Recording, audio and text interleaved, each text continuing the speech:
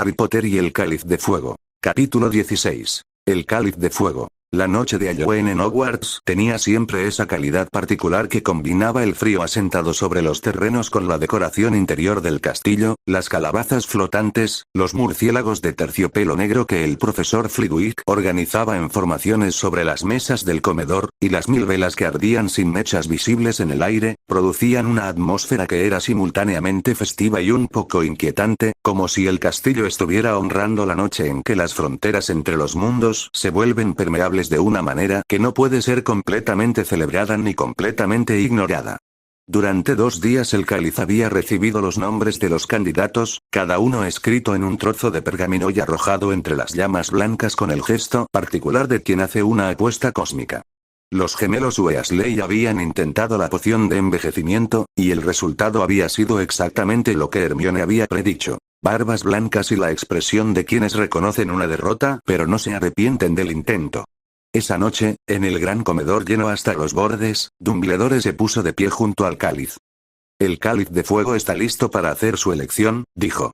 Cuando los nombres salgan de las llamas, los elegidos deberán presentarse al frente inmediatamente. Una vez elegidos, el vínculo mágico es irrevocable.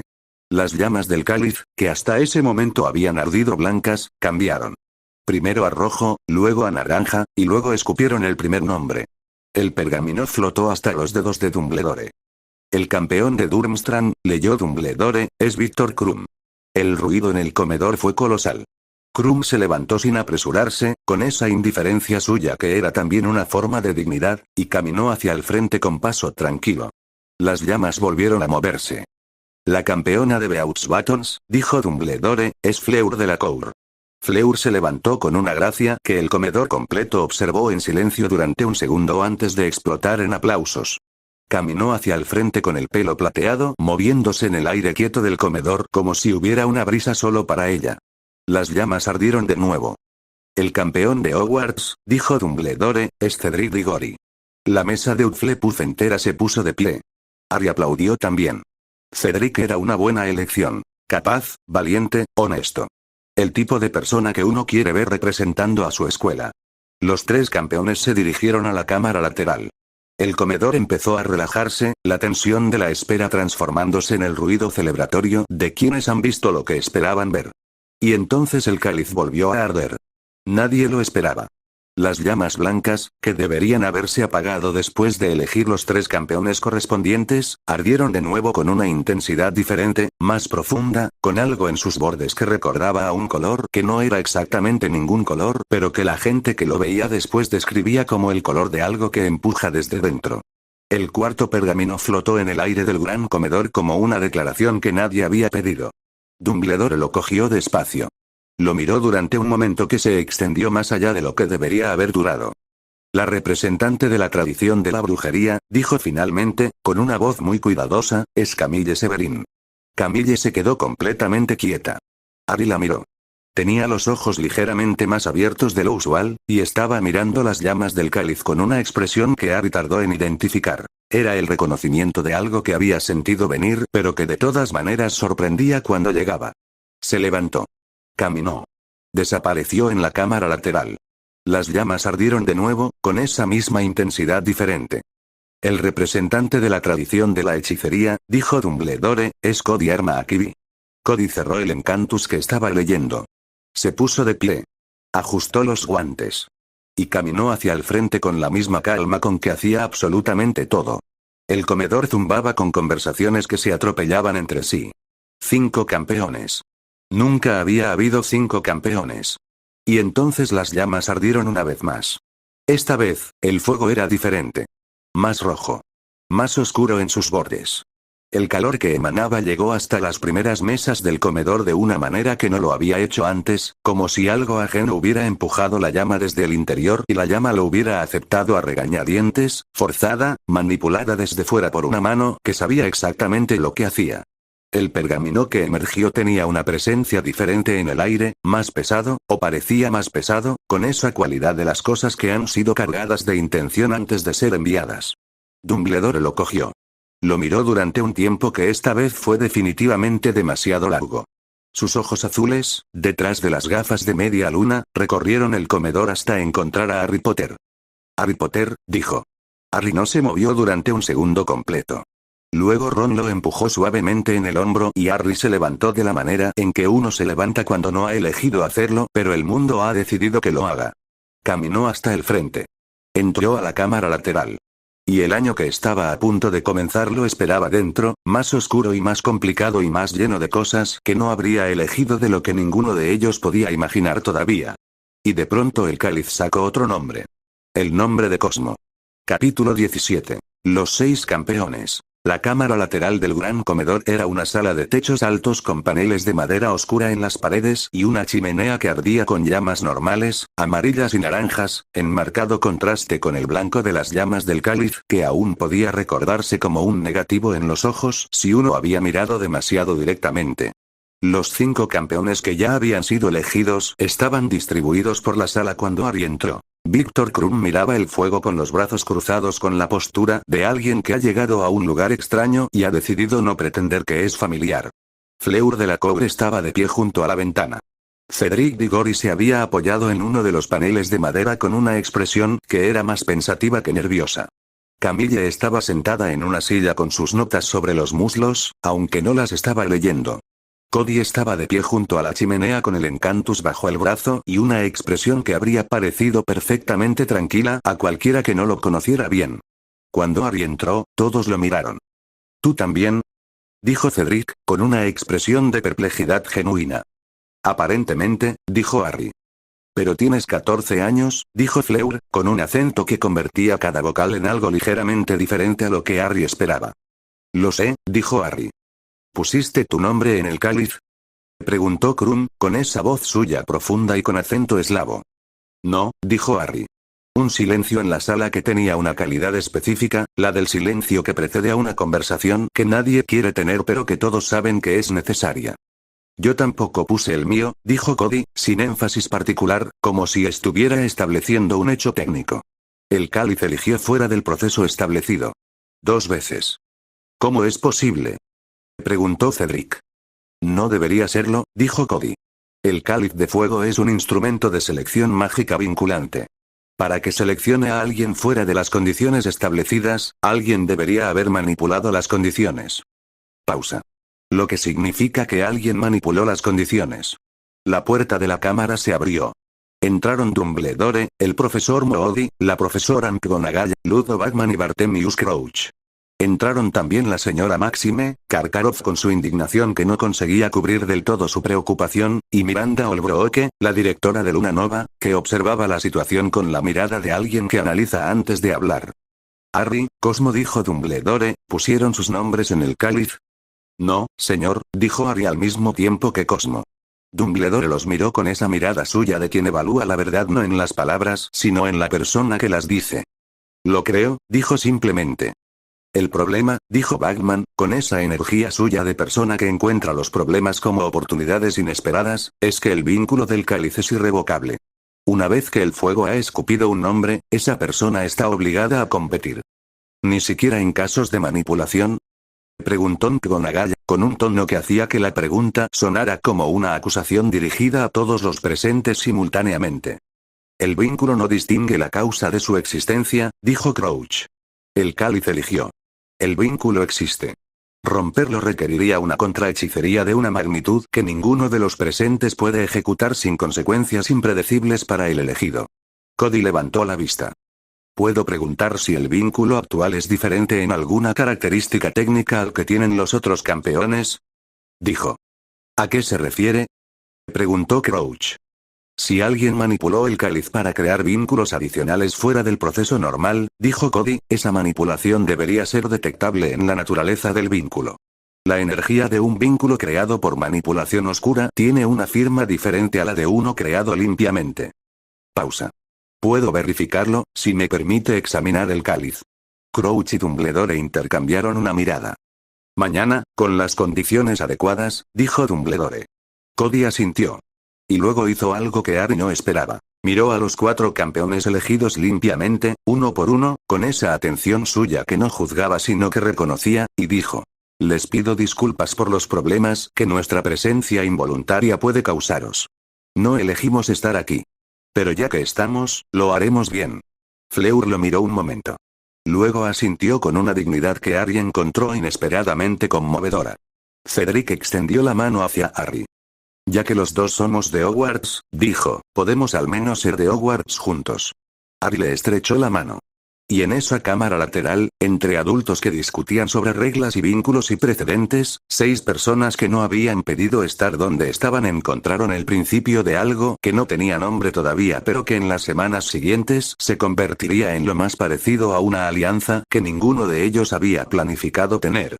Capítulo 18. La comprobación de las varitas. La hostilidad de la semana siguiente fue de la variedad silenciosa y persistente, que es más difícil de manejar que la hostilidad abierta, porque la hostilidad abierta al menos da algo concreto a lo que responder.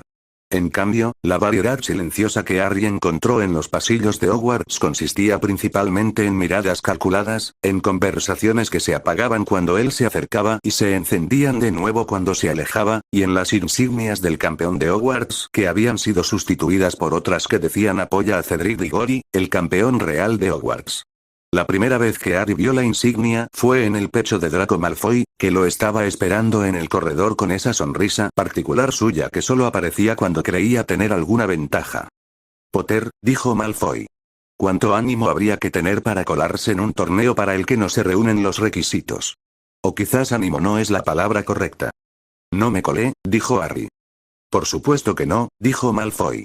El cáliz de fuego, que lleva siglos funcionando sin errores, decidió de repente cometer el error de elegirte. Completamente aleatorio. Eso es exactamente lo que pasó, dijo Harry.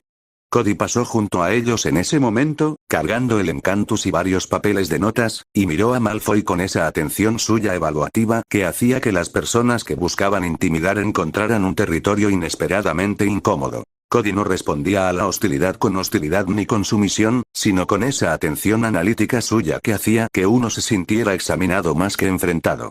¿Algún problema?, dijo Cody, con una voz completamente neutra. Malfoy lo miró.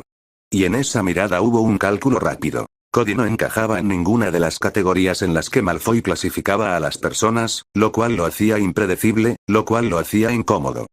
No, dijo Malfoy. Y se fue, aunque con menos gracia de la que habría querido. El asunto más doloroso de la semana era Ron. Ron, que debería haber sido la primera persona en defenderlo, era la primera persona que no le creía. La lógica de Ron era una combinación de celos que no llegaban a articularse como tales y de la duda razonable de cualquier persona que sabe que Harry Potter tiene una historia de estar en el centro de situaciones imposibles. La comprobación de las varitas tuvo lugar en una de las aulas pequeñas del primer piso, y fue el primer momento desde la noche del cáliz en que los 6 campeones estuvieron juntos en un contexto que no era la cámara lateral del comedor. El encargado de la comprobación era Ollivander, cuyo nombre Harry reconoció de inmediato. Era el artesano de varitas de Diagon Alley, el mismo que le había vendido su varita 3 años antes y que había mirado sus ojos verdes con esa expresión suya de quien catalogó algo importante.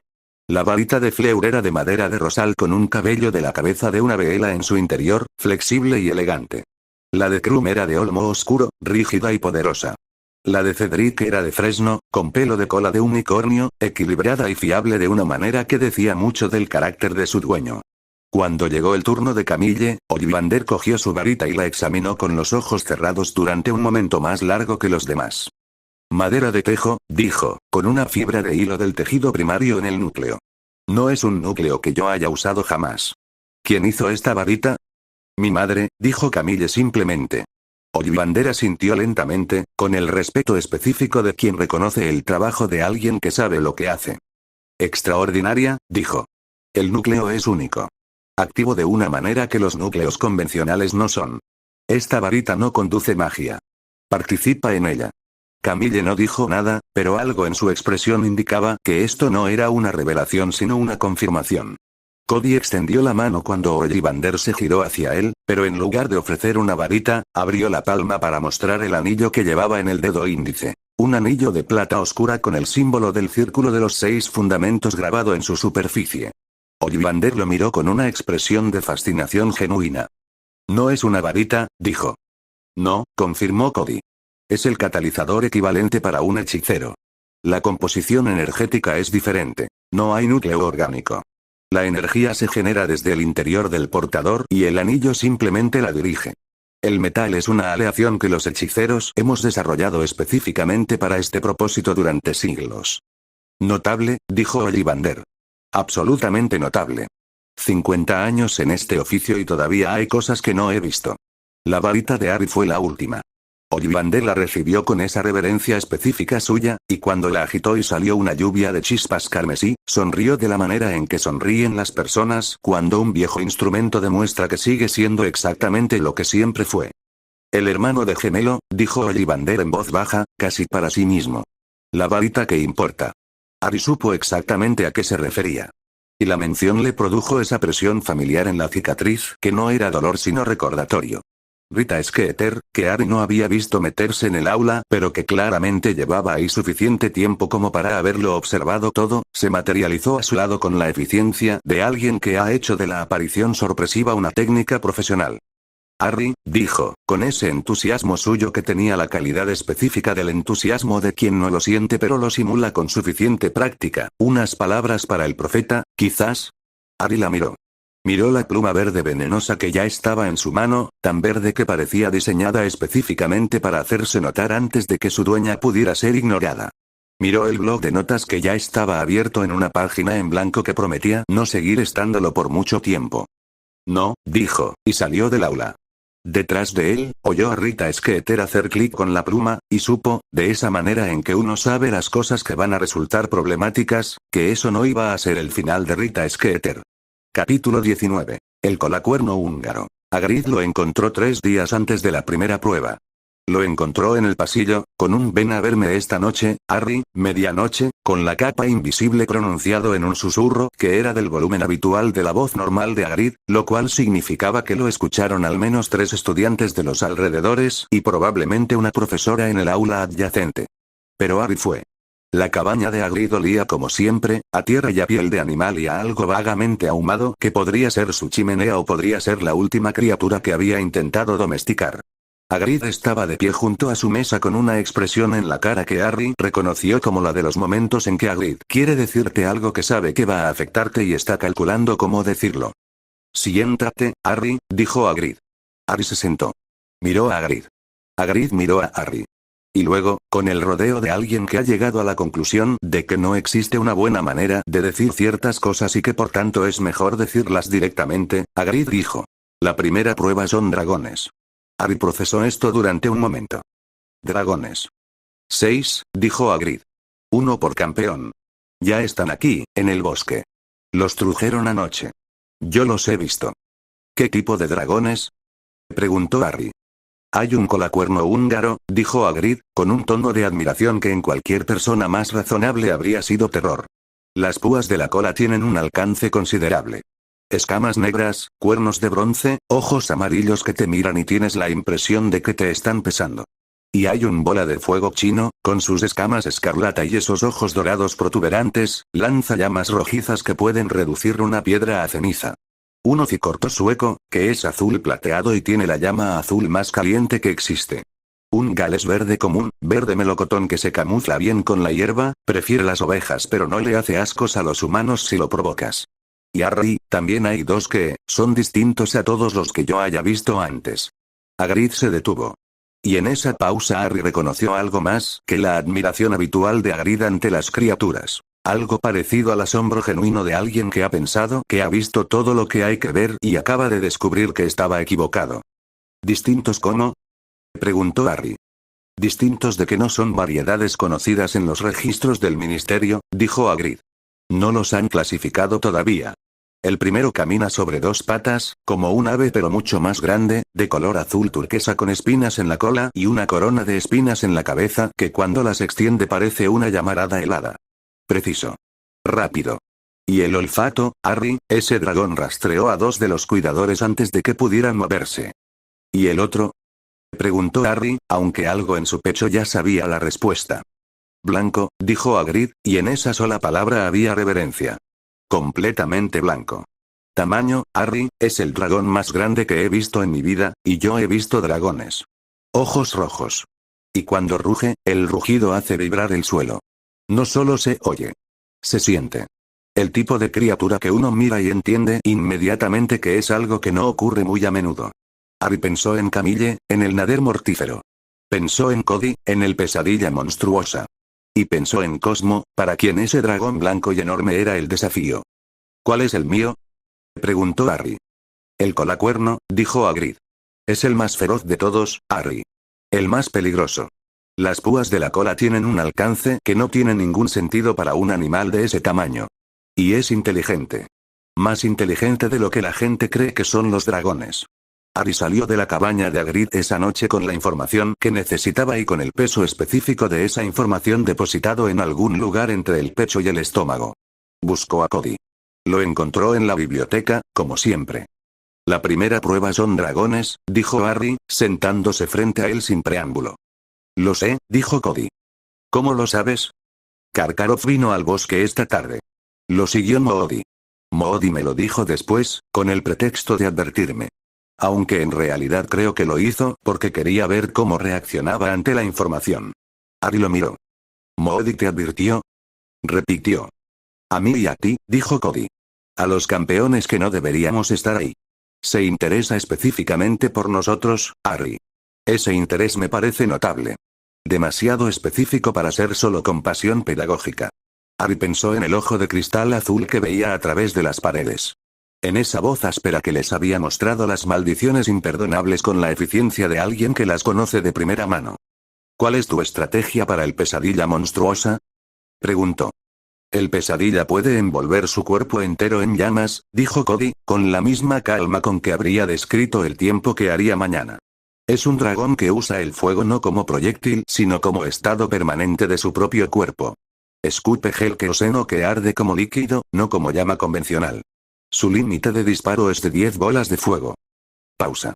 La hechicería tiene un principio que se aplica a esto. Los campos energéticos se pueden interferir con campos de naturaleza opuesta. Un campo de energía estabilizadora aplicado con suficiente precisión puede interrumpir temporalmente la combustión del gel sin apagar el fuego completamente. Solo necesito unos segundos. ¿Segundos suficientes para qué? Para llegar al huevo sin quemarme, dijo Cody simplemente. Harry miró el techo de la biblioteca. Yo voy a usar la saeta de fuego, dijo. La voy a llamar con el encantamiento convocador. Si puedo sacar al colacuerno del nido lo suficiente, es una estrategia sólida, dijo Cody. El colacuerno es el más feroz, pero la ferocidad sin movilidad pierde ante la movilidad con inteligencia. Pausa. Cuéntale a Cedric lo de los dragones. ¿Por qué? Porque es lo correcto, dijo Cody, con una sencillez que no admitía elaboración. Y porque en un torneo donde alguien manipuló el cáliz para ponernos aquí, tener a más personas con información completa solo nos hace más fuertes a todos. Harry pensó en esto. Luego fue a buscar a Cedric. Y mientras caminaba por los pasillos de Hogwarts, pensó que Cody Armaakivy era el tipo de persona que no necesitaba hablar de honestidad porque la practicaba de manera tan constante que ya no requería mención. Capítulo 20. La primera prueba. El 22 de noviembre amaneció con un frío que no era el frío gradual del otoño avanzando sino el frío repentino del invierno que ha decidido llegar sin anunciarse.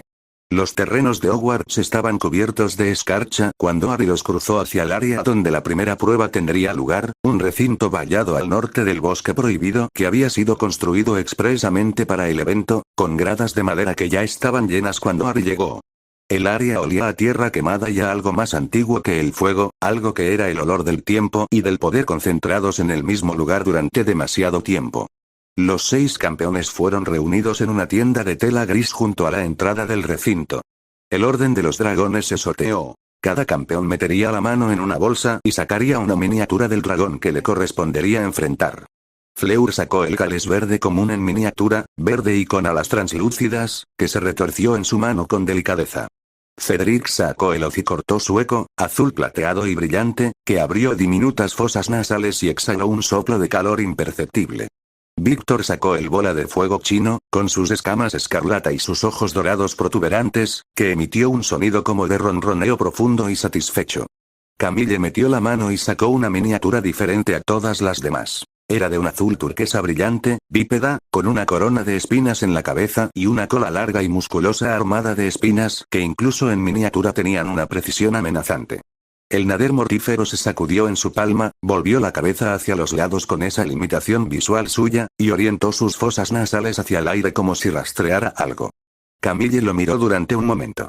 Luego le habló en voz muy baja, en un idioma que Harry nunca había aprendido a identificar del todo, y la miniatura se quedó quieta. Cody metió la mano.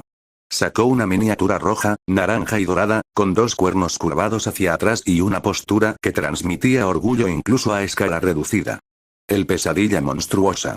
Sus escamas brillaron brevemente con un calor interno antes de estabilizarse, como si el dragón recordara que tenía que esperar. Cosmo metió la mano.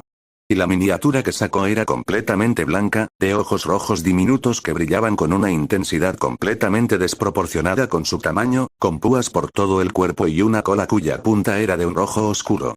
El grito mortal. La criatura que nace una vez cada 100 años entre los susurros mortales, más grande que cualquier dragón registrado, con un rugido sónico que puede desorientar y aturdir y derribar. Cosmo lo miró durante un momento largo y silencioso, y luego lo depositó despacio en la palma de su mano con esa delicadeza suya específica. La miniatura lo miró con sus ojos rojos. Cosmo le devolvió la mirada sin pestañear. Harry metió la mano.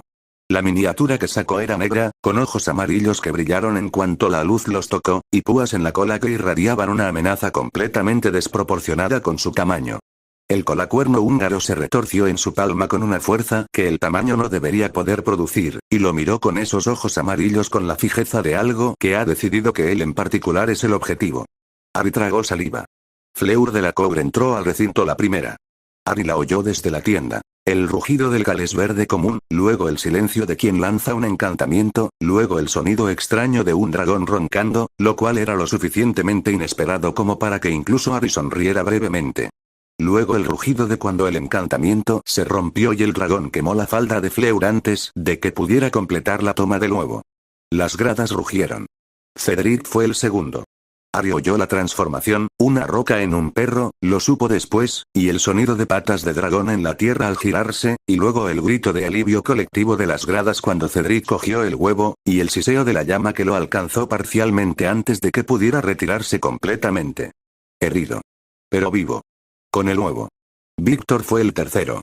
Harry oyó la maldición, oyó el sonido de un dragón ciego moviéndose sin coordinación, oyó el crujido horrible de huevos pisados y los gritos de los jueces calculando penalizaciones.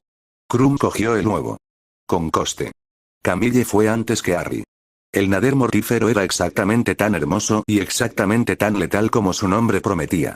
Era del color del cielo antes de una tormenta de verano, azul profundo con reflejos turquesa donde la luz lo tocaba, y sus espinas captaban esa misma luz y la convertían en destellos que recordaban a los rayos antes del trueno. Caminaba sobre sus dos patas traseras con una postura que era completamente diferente al arrastre reptil de los dragones más convencionales. Erguida, alerta, con la cabeza levantada y las espinas del lomo extendidas en abanico que llegaban a medio metro de altura. El huevo dorado estaba en el centro del recinto, en un nido de piedra y tierra quemada. El nader lo protegía dando círculos lentos, compensando su punto ciego frontal moviéndose constantemente, manteniendo la amenaza en su visión periférica. Era un guardián que sabía exactamente cuál era su debilidad y había construido una estrategia alrededor de ella. Camille entró al recinto caminando. No corriendo. Caminando. Las gradas se quedaron en silencio de una manera que no era la de la tensión sino la del asombro. El nader la detectó por el olfato antes de verla, giró la cabeza con esa rapidez suya de ave, y orientó sus fosas nasales hacia ella con la concentración de quien rastrea. Sus espinas de la cola se erizaron. El fuego de magnesio blanco brilló entre sus mandíbulas como una promesa. Camille se detuvo. Y luego, despacio, extendió la mano. No era el gesto de un hechizo. Era el gesto de alguien que se presenta, que dice, aquí estoy, no soy una amenaza, ¿y tú quién eres? Con toda la vulnerabilidad y toda la confianza que ese gesto requería. El nader bajó la cabeza. Lo hizo despacio, con suspicacia, con esa tensión de las criaturas que quieren acercarse a algo pero no han decidido todavía si es seguro. Sus espinas de la cola bajaron 1 centímetro. Solo 1 centímetro. Pero lo bajaron. Camille murmuró algo. Y los hilos del mundo vibraron. Harry no podía verlos, pero los notó de la misma manera en que se nota el cambio de temperatura antes de que el termómetro lo confirme. Algo se había movido en la atmósfera del recinto. Algo había sido ofrecido, reconocido, y de alguna manera respondido. El Nader extendió las espinas de la cola hacia los lados. Pero no hacia Camille. Hacia los lados, como una demostración de poder sin objetivo específico, como decir, soy poderoso, lo sabes, y lo reconozco también. Y luego las recogió. Y se apartó. No del todo, no completamente, pero lo suficiente para que Camille, con movimientos lentos y cuidadosos, llegara al nido y cogiera el huevo dorado. Las gradas estallaron. Y fue un estallido diferente a los de los campeones anteriores. No era el alivio de quien ha visto algo peligroso resolverse. Era el asombro de quien ha visto algo que no esperaba ser posible. El pesadilla monstruosa ardía. No en el sentido de que lanzara llamas, aunque también lo hacía, sino en el sentido de que el fuego era parte de su cuerpo, de su identidad, de su manera de estar en el mundo.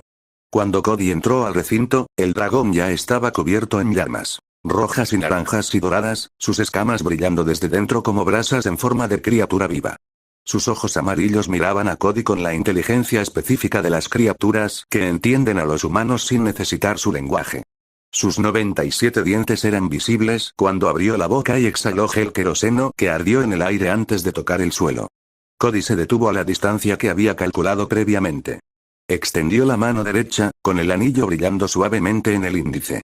Los patrones dorados del anillo se activaron con una luz que era diferente a la de las llamas del dragón. Más fría, más precisa, más calculada. Y comenzó a trabajar. Lo que hizo no fue un hechizo en el sentido de una palabra pronunciada y un gesto de varita.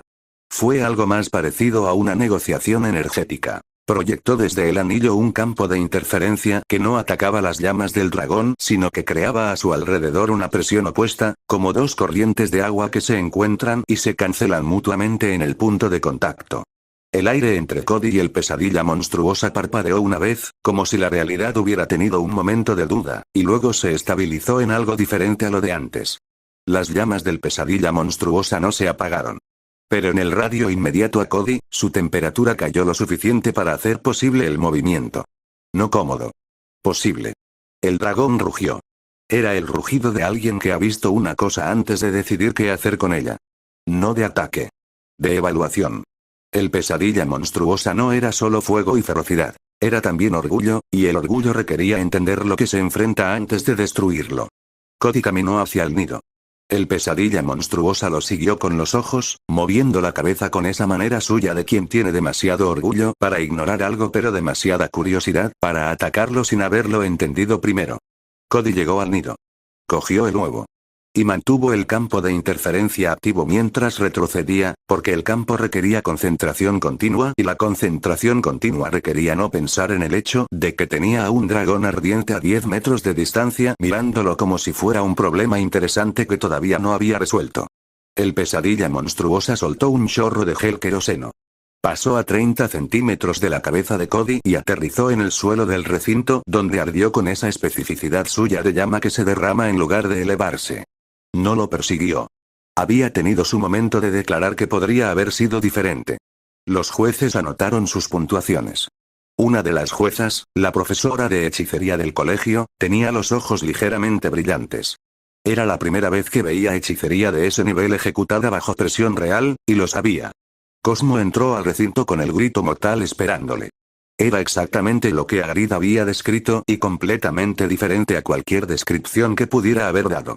El blanco de sus escamas no era el blanco de la nieve ni el blanco de la luz. Era el blanco de algo que ha existido tanto tiempo que todos los demás colores se han desgastado y solo ha quedado la ausencia de ellos. Sus ojos rojos no parpadeaban. Sus púas, distribuidas por todo el cuerpo y especialmente densas en la cola, eran de un rojo oscuro en las puntas que contrastaba con el blanco del resto. Y cuando respiraba, el sonido que producía era bajo y continuo, como el sonido que haría el mundo si el mundo pudiera respirar. Cosmo se detuvo en la entrada del recinto y lo miró durante un momento. Luego cerró los ojos. Las gradas contuvieron el aliento colectivamente, porque cuando un campeón cierra los ojos frente a un dragón, las posibilidades son esencialmente dos. O sabe algo que el dragón no sabe, o está a punto de morir de una manera particularmente espectacular. Cosmo no estaba cerrando los ojos para no ver. Estaba cerrando los ojos para ver mejor. Los elfos de las mareas tienen una relación con el mundo que sus palabras no pueden describir completamente porque las palabras fueron inventadas para describir lo que los ojos ven, y lo que los elfos celestiales perciben va más allá de lo visual. Cosmo sentía el flujo energético del grito mortal. Enorme, antiguo, tremendamente poderoso, pero también solitario de una manera que el poder no solía hacer sentir las cosas. Era la criatura más poderosa en el recinto, probablemente en varios kilómetros a la redonda, y lo sabía, y eso no le producía satisfacción, sino algo más parecido al aislamiento. Cosmo abrió los ojos. Y caminó hacia el grito mortal no como quien enfrenta una amenaza, sino como quien se acerca a algo que merece ser reconocido. El grito mortal lo miró con sus ojos rojos.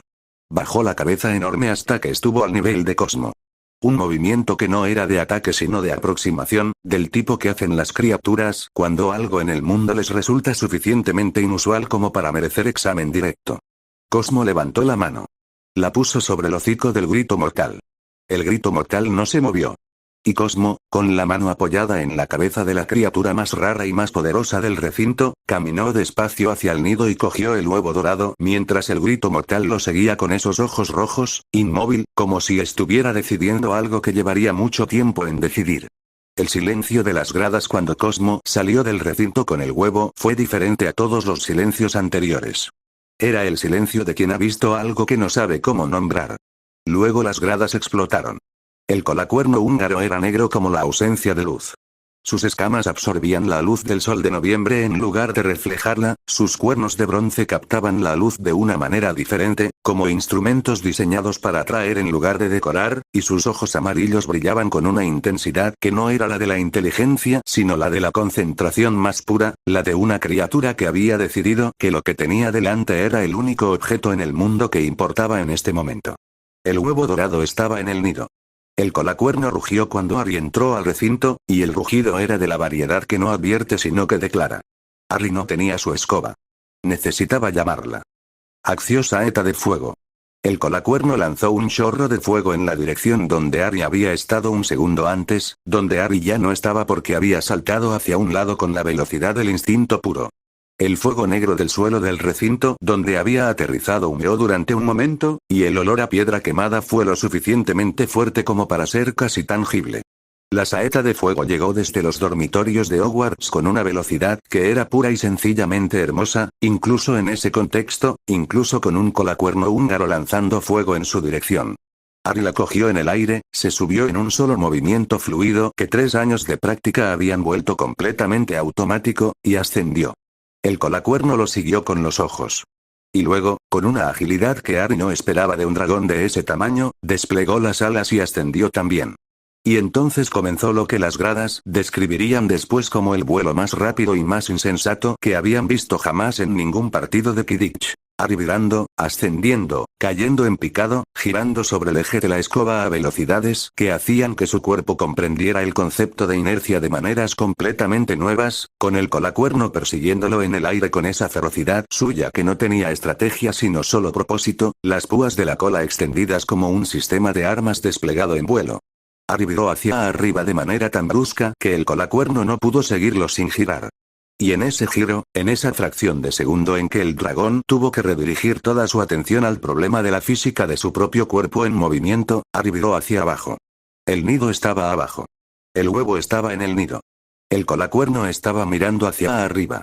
Harry descendió en picado con la saeta de fuego llevada al límite de su capacidad, el viento produciendo un sonido que era casi dolor en los oídos, el suelo acercándose con una velocidad que en cualquier otra circunstancia habría sido aterradora y que en esta circunstancia era simplemente necesaria. Cogió el huevo en el momento en que el colacuerno se dio cuenta de lo que estaba pasando y giró con una velocidad que no debería ser posible para un animal de ese tamaño. La cola del dragón pasó a menos de 1 metro de la cabeza de Harry. Las púas de bronce silbaron en el aire con un sonido que Harry nunca olvidaría, el sonido de algo que podría haberlo matado y había decidido no hacerlo por un margen que era más suerte que habilidad, y él lo sabía y también sabía que no importaba porque el huevo estaba en su mano. Harry ascendió de nuevo con el huevo dorado brillando en su puño, y las gradas de Hogwarts rugieron de una manera que hizo que incluso las piedras del castillo a lo lejos parecieran vibrar con el sonido.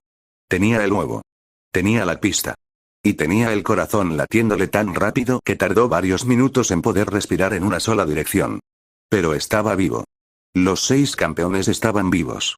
Y en esa tarde de noviembre con escarcha y dragones y magia de 6 tradiciones diferentes reunidas en el mismo recinto, había algo que ninguno de ellos podría describir completamente pero que todos sintieron. El comienzo de algo que todavía no tenía nombre. Fin del capítulo. Bueno gente, hasta mañana, perdón por tardar tanto.